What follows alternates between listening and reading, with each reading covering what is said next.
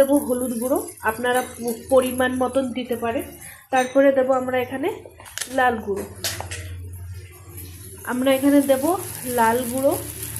যারা যেরকম ঝাল পছন্দ করেন তারা সেরকমভাবে দিতে পারবেন। আর এটা হয়ে গেল আমাদের জিরের গুঁড়ো। তো সামান্য আমি এখানে দিয়ে দেবো জিরের গুঁড়ো, দিয়ে ভালো করে এটাকে খুব কষাবো।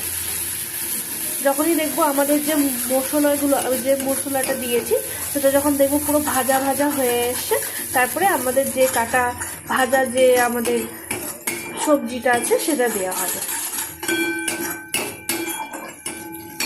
আপনারা দেখতে পাবেন অনুসারে আমাদের নুন, যেরকম যারা খেতে পছন্দ করে টেস্ট ওয়াইজে নুন দিয়ে দেবো।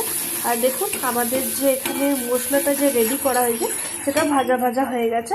আর যেটাতে বেটেছিলাম মশলা ওর মধ্যে একটু হালকা জল দিয়ে এটাতে দিয়ে দেবো।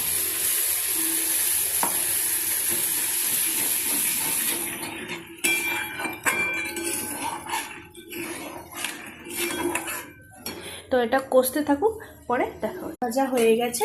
এর মধ্যে দিয়ে দেবো পরিমাণ মতন জল। আর আপনাদের যেরকম কোয়ান্টিটির সবজি থাকবে, পনির থাকবে, আপনারা আপনাদের মতন দেবেন।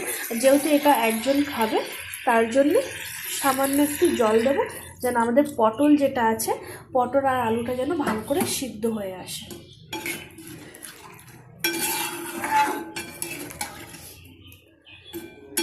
তাহলে এটা হতে থাক, যখন ফাইনাল হয়ে যাবে তখন আপনাদেরকে দেখাবো। এখানে আমার তরকারি হয়ে গেছে, এবার আমি গ্যাসটাকে অফ করে দিই। হ্যাঁ, তারপরে এটাকে সার্ভ করে দেবো।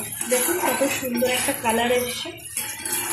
তো আপনি এরকম নিরামিষ তরকারি কোনো অনুষ্ঠানে বানাতে পারেন আর বাড়িতেও খেতে পারেন। তো প্লিজ একবার আমার যে রেসিপিটা আছে সেটাকে একবার ফলো করুন। আমার তরকারি কমপ্লিট, এবার আমি এটাকে ঢেলে নেব, এই পাত্রে ঢেলে নেব।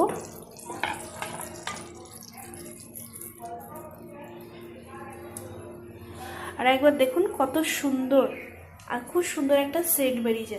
তো প্লিজ আপনাদের যদি ভালো লাগে তাহলে প্লিজ কমেন্টে জানাবেন, প্লাস আপনি আপনাদের বাড়িতে এটাকে ট্রাই করবেন।